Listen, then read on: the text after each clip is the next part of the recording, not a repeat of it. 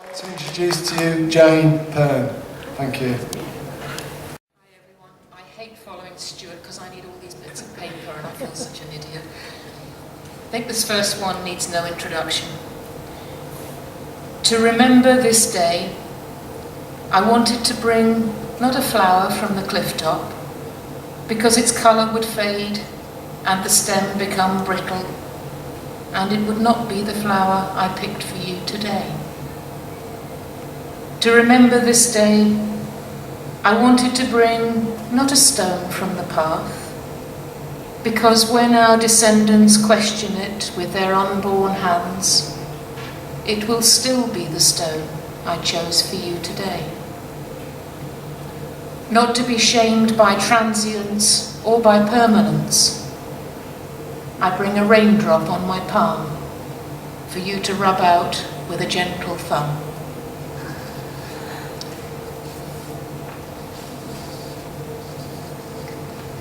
Walking up to high school. There's one doesn't quite manage it. He scuffs and scowls with the others, cultivators of the stony stare, guardians of the distance between our worlds. But greeted by a stranger a little like his mother, he forgets himself. "Hello," he says, and smiles. Then, remembering his manners, he frowns at the pavement, blushing. This one does need a bit of explanation. In 1976, Turkish Airlines Flight 452 inexplicably crashed into a hillside.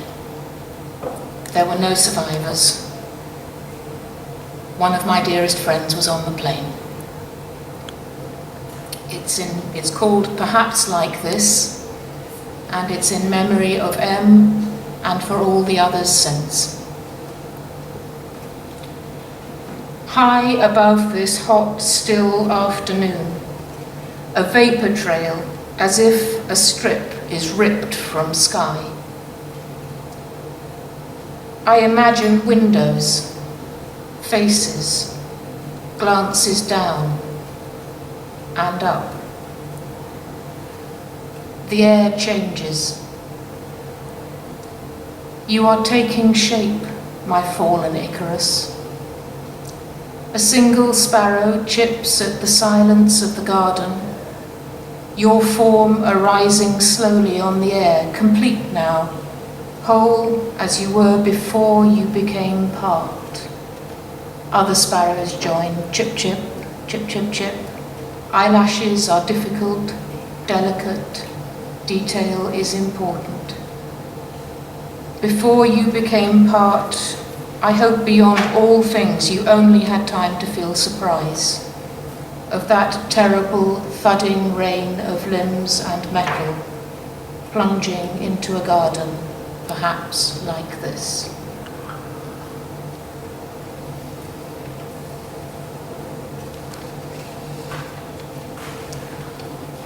Now, you need to go to the seaside. Stand at the edge. The shore, the land's frayed hem, where certainty is worn down grain by grain, where knowing you thought you did meets unknowable. Now you know that you don't. Stand at the edge of the seeming solid world, but sands roll, rub, shift beneath bare soles. Watch the perpetual restlessness of sea. Feel its pulses echo at the wrist. It has its own life, its own reasons. Your life came from it, your atoms will return. It has no need of you. Take a paint box. Could you? Do it. Glass deep green, blue of long summers ago, silver of promises nearly kept. Pigments to capture colours that are not colours at all, like tones, moods, airs, adventure, longing, pity, home. How to depict the crump, hear it, feel it, as waves fold over themselves too heavy for their own strength, drive against cliff. Find the word paint, can you? For how it would be to smooth your palm over the swelling liquid pillow, to stroke its curves, expand and stretch. For how it arches a horse's neck along its length, shatters, a billion bubbles. For how each captures the sky, explodes with light, dies exhausted. For how the foam's shed skin returns to sea, begins again.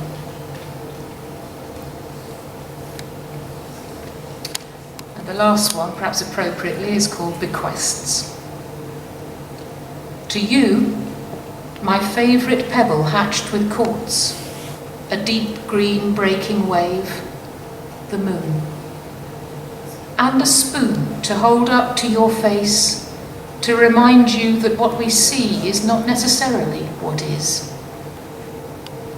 To you, the morning misted pasture by a river, a single cloud, a bag of hopes, and a pair of nested spoons to remind you how we lay together those sleepy Sunday mornings. For you, a knife to cut off only what you need, a fork to lift it clean and leave the rest for others, and enough spoons to share ice cream or soup or love, that you may never need to turn the hungry from your door.